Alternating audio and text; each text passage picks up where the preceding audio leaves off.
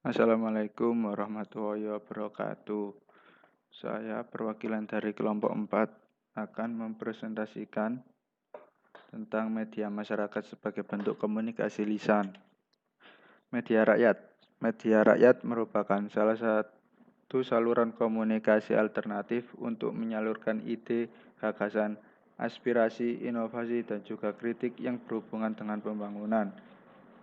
Media ini lahir dikarenakan mengingat komunikasi yang bersifat top-down, yaitu tidak bisa lagi digunakan untuk menampung apa saja yang menjadi keinginan masyarakat lapisan bawah. Media rakyat yang memiliki karakter fleksibel dan mempunyai isi komunikasi yang persuasif tentu akan sangat mudah disisipkan pesan-pesan membangun. Di dalam media rakyat ini biasanya berisikan tentang keteladanan, simbol, ritual, cita-cita budaya, dan nilai, baik dan buruk, dan semua itu dikomunikasikan dengan gaya bahasa yang dekat dengan masyarakat atau yang biasa digunakan dalam sehari-hari. Arti media rakyat menurut beberapa tokoh. Yang pertama, menurut Disanayake tahun 1984 mendefinisikan bahwa media rakyat sebagai sebuah sistem komunikasi yang melekat dalam kebudayaan yang telah eksis sebelum media massa muncul dan masih eksis sebagai mode komunikasi yang vital di berbagai belahan dunia. Penggunaan media rakyat sendiri merupakan sebuah upaya mengkomunikasikan pesan-pesan pembangunan kepada masyarakat dikarenakan munculnya berbagai faktor. 2. Menurut Istianto tahun 2003, media tradisional dikenal juga sebagai media rakyat. Dalam pengertian yang lebih sempit, media ini juga sering disebut sebagai kesenian rakyat.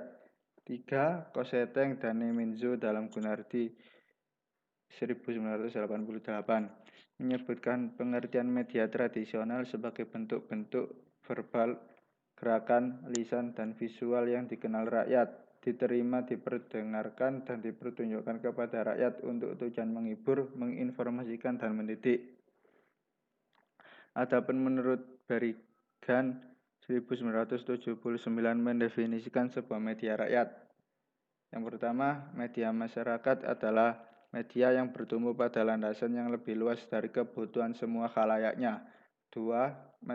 Media masyarakat adalah adaptasi media untuk digunakan oleh masyarakat yang bersangkutan apapun tujuan yang ditetapkan oleh masyarakat.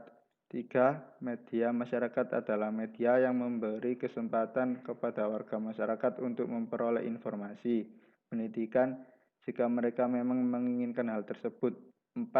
Media ini adalah media yang menampung partisipasi masyarakat sebagai perencanaan, produksi, dan pelaksanaan. Yang kelima, media masyarakat adalah sasaran bagi masyarakat untuk mengemukakan sesuatu, bukan untuk menyatakan sesuatu kepada masyarakat. Media rakyat sendiri kemudian dibagi menjadi dua macam. Yang pertama adalah media tradisional, dan yang kedua adalah media massa yang membentuk menjadi media lokal. 1. Contoh dari media tradisional itu sendiri meliputi teater rakyat, pewayangan, penceritaan atau kisah-kisah, tarian rakyat, balada, dan lawakan. Media ini merupakan sarana hiburan yang paling umum, terutama pada masyarakat pedesaan, dan pesan-pesan membangun dapat disisipkan pada konten media tersebut. Menurut Devler 1993, melalui penggunaan dialog, action, musik, lagu, dan tarian, maka pentas tersebut telah menyajikan pandangan yang amat vital tentang kosmopolit yang telah menanamkan keyakinan-keyakinan dasar dan pola-pola perilaku kehadapan audiens pedesaan. 2. Sedangkan untuk contoh dari media massa ini sendiri mengambil bentuk menjadi media lokal yang dapat berupa radio komunitas, televisi komunitas, buletin komunitas, dan bentuk lain yang mewadai kepentingan komunitas itu sendiri. Ciri-ciri dari media komunitas. 1. Bersifat khusus untuk suatu kelompok masyarakat tertentu. 2. Mendorong terjadinya saling tukar pengalaman dan gagasan antar anggota komunitas. 3. Tema konten pesannya menarik dan mengandung amanat serta manfaat. 4. Pesannya singkat, padat, dan jelas. Adapun fungsi-fungsi media rakyat menurut Open 1988 adalah sebagai berikut. Yang pertama, memberi saluran alternatif sebagai sarana masyarakat untuk mengemukakan kebutuhan dan kepentingan mereka. Kedua, berguna untuk menyeimbangkan pemilihan kepada perkotaan yang tercermin dalam isi media. Tiga, membantu menjembatani kesenjangan antara pusat dan pinggiran. 4. Mencegah membesarkan rasa kecewa, rasa puas diri, dan keterasingan di kalangan penduduk daerah pedesaan. 5. Memberi fasilitas berkembangnya keswadayaan, kemampuan menolong diri sendiri, dan kemampuan mengambil keputusan sendiri. Dan yang keenam, berguna bagi umpan balik, sistem pemantauan dan pengawasan suatu proyek tertentu. Apa sih status dan fungsi media rakyat? Media rakyat merupakan alat untuk mengubah nilai-nilai, sikap-sikap, dan norma-norma untuk menyediakan iklim yang kondusif bagi kemajuan ekonomi dan sosial. Media rakyat merupakan metode untuk mempromosikan perilaku atau kebiasaan-kebiasaan tertentu. Tujuannya adalah agar rakyat melakukan tindakan-tindakan khusus tertentu untuk mencapai tujuan-tujuan dari kebijakan nasional. Misalnya mengunjungi klinik, menanam, dan penggunaan pupuk. Dan terakhir, media rakyat merupakan saluran untuk mengemukakan informasi tentang teknik-teknik dan fasilitas yang tersedia yang dapat digunakan oleh rakyat untuk memecahkan masalah.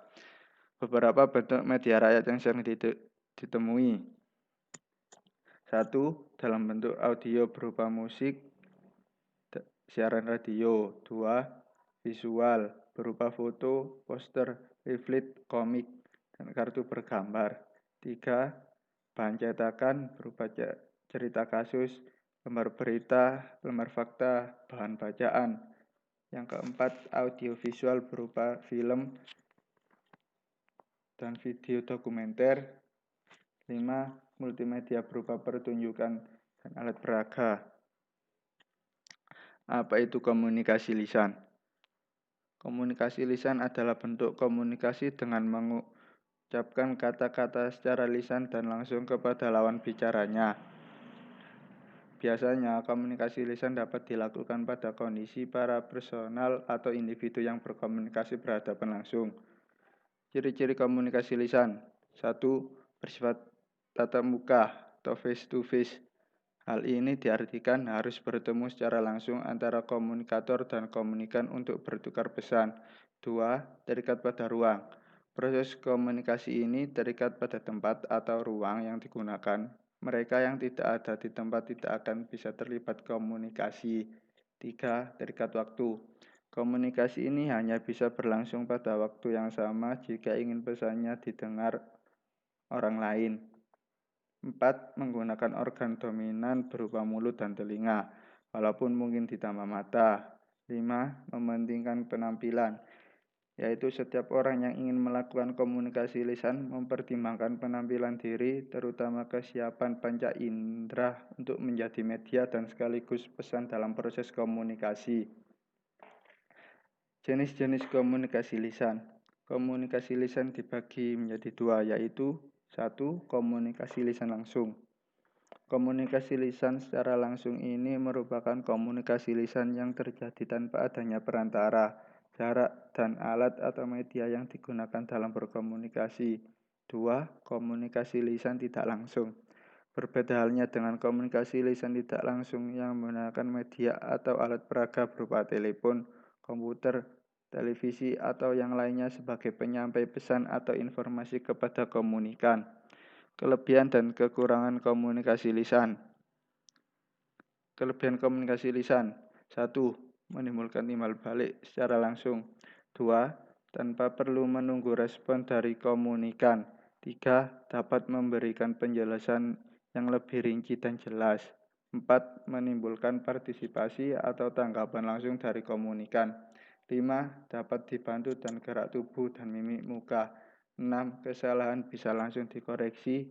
7. Berlangsung cepat dan tanpa alat bantu. Kelemahan dari komunikasi lisan. 1. Memerlukan adaptasi atau penyesuaian kondisi dan situasi terlebih dahulu sebelum berkomunikasi. 2. Memerlukan suatu uraian dan penjelasan yang lebih detail. 3. Sulit untuk didokumentasikan tanpa bantuan alat recording. 4. Mudah dimanipulasi. 5. Dasar hukumnya lemah. Cara untuk meningkatkan keberhasilan dalam komunikasi lisan. 1. Memahami materi. 2. Kemampuan berbicara. 3. Tidak bertele-tele. 4. Kepercayaan diri. 5. Penampilan. 6. Intonasi dan artikulasi dan gaya bicara. Lantas, apa hubungan media rakyat sebagai bentuk komunikasi lisan? Menyampaikan informasi kepada sesama warga sebagai rakyat untuk menyatakan sikap masyarakat, sebagai media hiburan, dan untuk menyampaikan pesan-pesan yang bersifat memotivasi dan menasihati warga. Efek adanya media rakyat yakni adanya perubahan sikap dan perilaku seperti ajakan membangun desa secara gotong royong. Keberagaman manfaat media rakyat. 1. Memiliki keampuhan dan ketangguhan sebagai media komunikasi untuk membawakan pesan-pesan pembangunan kepada masyarakat. 2. Sebagai pertukaran simbol yang dimaknai oleh masyarakat. 3. Sebagai komunikasi persahabatan. 4. Menjaga keutuhan masyarakat. Kesimpulan. Pertama, adanya jenis-jenis komunikasi tradisional di daerahnya. Di tengah surutnya keberadaan kesenian tradisional di daerah akibat perkembangan media massa. Kedua, orang tua, keluarga, internet, media sosial, sekolah, dan kampus menjadi sumber informasi untuk dapat memahami komunikasi tradisional.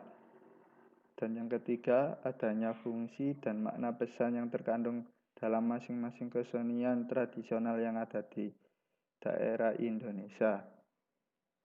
Sekian. Wassalamualaikum warahmatullahi wabarakatuh.